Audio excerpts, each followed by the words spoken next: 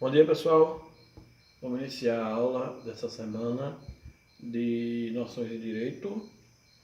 Lembrando sempre, como eu falei na aula de introdução à administração, que nas últimas semanas eu venho fazendo uma estratégia que eu acredito que vai surtir um excelente efeito. O que é que nós estamos fazendo? Eu venho trazendo os assuntos e colocando para vocês pesquisarem, para vocês responderem alguns questionários, para que vocês se apropriem das noções básicas daquele determinado conteúdo, para que a gente possa, através da aula de hoje, fazer a fixação do mesmo. Ok? Prestem muita atenção, é um assunto bastante interessante da área de direito, também primordial para que vocês entendam as relações, né, e as situações jurídicas. E além disso, né, antes de iniciar, nunca se esqueçam de sempre agradecer a Deus tudo que vocês têm, porque nós somos realmente abençoados. Ok? Vamos seguir em frente. Direito civil. Passa aí, por favor, meu querido. O que é direito civil? Direito civil é aquele que regula as relações privadas dos cidadãos entre si. A parte do direito civil que lida com as situações e as ocorrências relacionadas às pessoas entre si.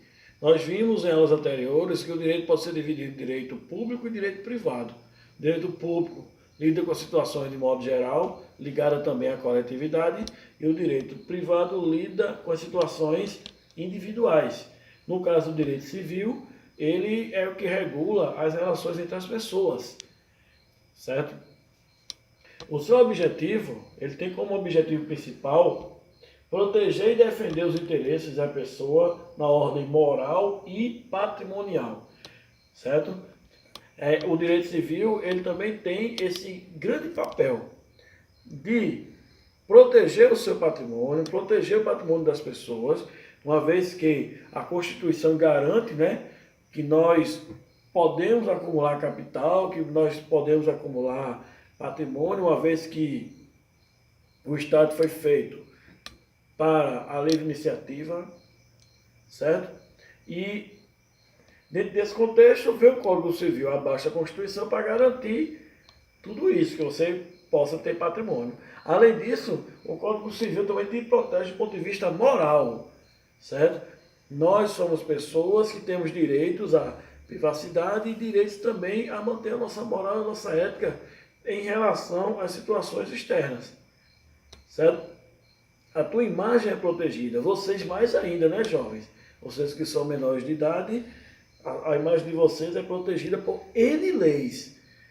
Então, a privacidade e o direito a manter a nossa moral do ponto de vista da nossa imagem, ele também é garantida por lei e é protegido pelo Código Civil, certo? Pode passar.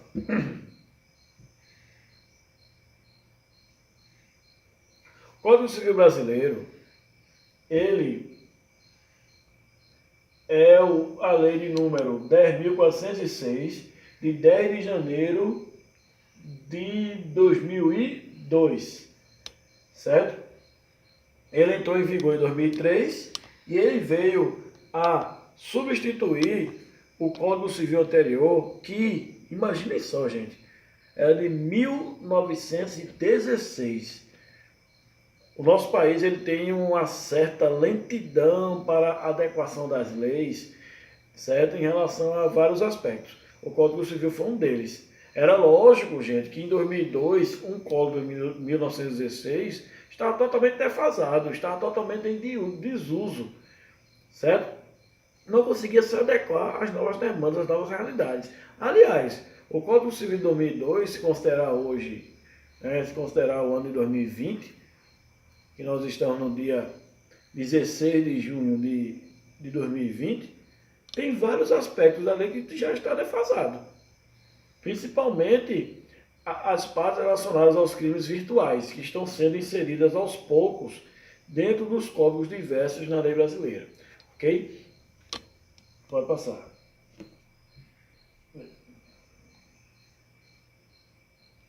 Vou trazer alguns exemplos de mudanças que ocorreram entre o Código anterior e o Código Civil atual. Exemplo número 1, maioridade civil.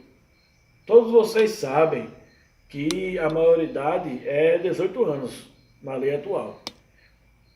Inclusive, vocês fizeram uma atividade que serviu de início de todo esse processo. Lembra que eu pedi para vocês fazerem uma redação sobre a questão da diminuição da maioridade penal? Qual era a minha intenção? Era que vocês começassem a se interessar pelo assunto a partir daquele ponto, para a gente chegar onde estamos agora. Mas, continuando. Como era no Código Civil anterior? A maioridade era de 21 anos. No Código atual, a maioridade é 18. Certo? Essa mudança se dá pela questão cultural, né? O jovem hoje está cada vez mais tecnológico, está cada vez mais dono do seu nariz, dono da sua própria vida. Né? O jovem hoje ele é ativo, ele participa, ele é criativo, certo? Ele já participa da vida social brasileira e já deve, lógico, responder pelos seus atos. Antes, para se ter ideia, como eu falei agora, a maioridade era de 21 anos. Isso quer dizer que a sociedade, lógico, era totalmente diferente do que é hoje. E nós já estamos numa sociedade diferente do que muitos querem. Né? Existe uma discussão nacional para ainda diminuir ainda mais a maioridade de 18 para 16. Eu vou montar mais na frente um debate entre a gente sobre esse tema, tá certo? Comecem a se preparar, que eu quero escutar a opinião de vocês. Mas voltando.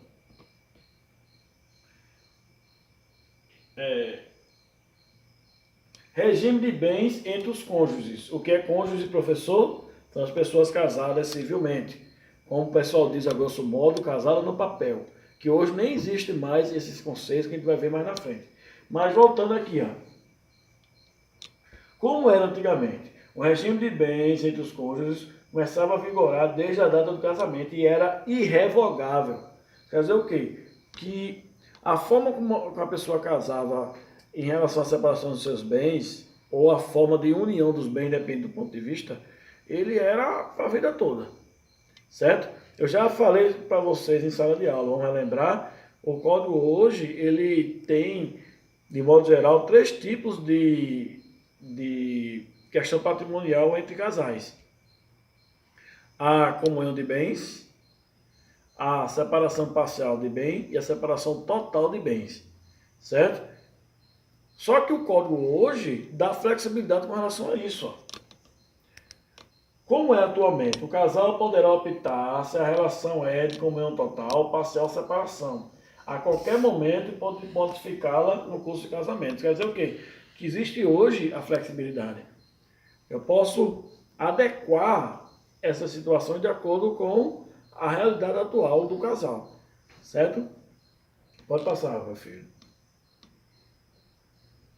Guarda dos filhos, houve também uma modificação significativa. Como era antes, no Código Civil anterior. A guarda dos filhos era sempre da mãe. Sempre a mãe tinha o direito da guarda dos filhos. Em caso de separação, que era muito complicada a separação na época, né? Mas em caso de separação, os filhos sempre ficavam com as mães, no Código Civil anterior. O Código Civil atual, não existe mais a regra de que a guarda ficará com o cônjuge que não deu caso de separação, sendo que a regra é a fixação pelos pais e, no caso de inexistência de acordo, a mesma será atribuída a quem revelar a melhor condição de exercê-la. Em resumo, hoje, qualquer um dos cônjuges, o pai, a mãe, ou até ambos, podem ser responsáveis pelos filhos em caso de separação. Certo? Antes era sempre a mãe. Hoje pode ser a mãe, o pai ou ambos, que é o que a gente vai ver agora. Efeitos do casamento. Como era antes? A obrigação de sustento da família era do marido. Vejam que lei absurda. Quer dizer, perdão, gente, absurda não, né? Ela era uma lei adequada à época. Em 1916, a sociedade brasileira funcionava assim. O marido era quem trabalhava, era quem colocava dinheiro em casa, era quem provia do sustento, e as mulheres elas eram exclusivamente destinadas à educação dos filhos e à manutenção do lar, certo? Hoje a realidade é diferente.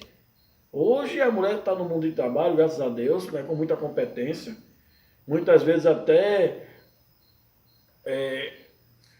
muitas vezes até liderando nações, como é o caso, por exemplo, da presidente da Alemanha, primeira-ministra da Alemanha, perdão, Angela Merkel.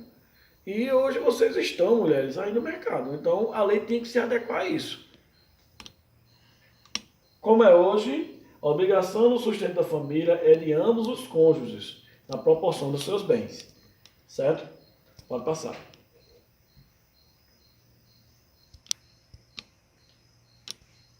Fizemos uma breve introdução.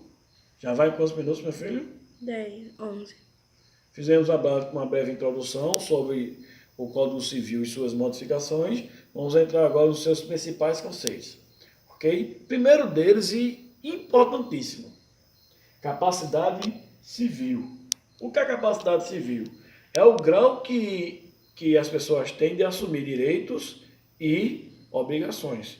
Certo? Da capacidade civil, você consegue desenvolver o que a gente chama de personalidade jurídica. A personalidade jurídica é exatamente a ramificação da sua capacidade em relação a você exercer ou não os seus direitos e também ser punido caso seja necessário.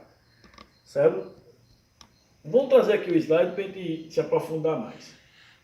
O que é a pessoa física natural? É todo ser humano sujeito a direitos e obrigações. Todos nós somos pessoas físicas naturais, certo? As pessoas físicas naturais, elas têm graus de capacidade e personalidade diferentes. Para ser considerado pessoa natural, basta que o homem exista, certo? Nasceu, já é considerado pessoa natural. Mas, professor, e as pessoas que estão ainda na gestação, na barriga de suas mamães? Não é considerado pessoa, não. A lei brasileira considera também ele como sujeito passível dos mesmos direitos que a pessoa natural. Isso quer dizer o quê? Que, de qualquer forma, mesmo estando na barriga da mamãe, a pessoa tem várias proteções legais. Tanto é que o aborto, salvo em algumas exceções, é proibido no Brasil. Certo? Todo homem é dotado de personalidade, isto é, tem capacidade de figurar numa relação jurídica. Tem aptidão para adquirir direitos e contrair obrigações. Tá vendo, pessoal, que eu falei? Ele tem a personalidade, que é o grau de até quando ele pode absorver direitos e obrigações. E isso é medido através de capacidade.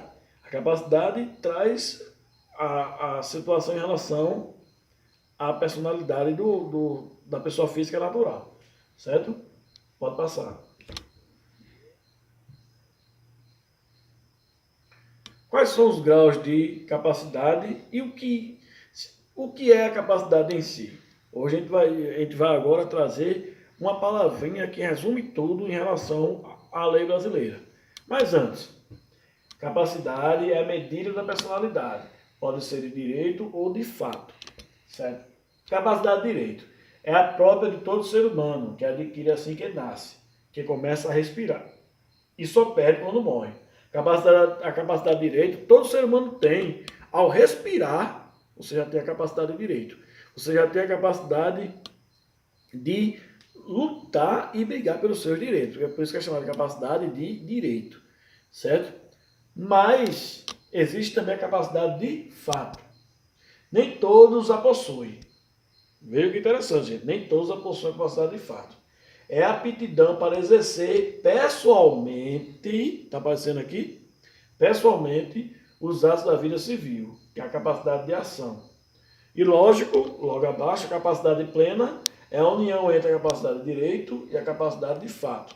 Vamos fazer um exemplo, que pelo exemplo fica mais fácil a gente entender. Passa aí, por favor. Passe. Vamos, através desse exemplo, trazer o entendimento final desse item tão importante, tá? Mas aguardem um pouco, vai ficar para a segunda parte do nosso vídeo, ok? Não saiam daí, assistam até o fim.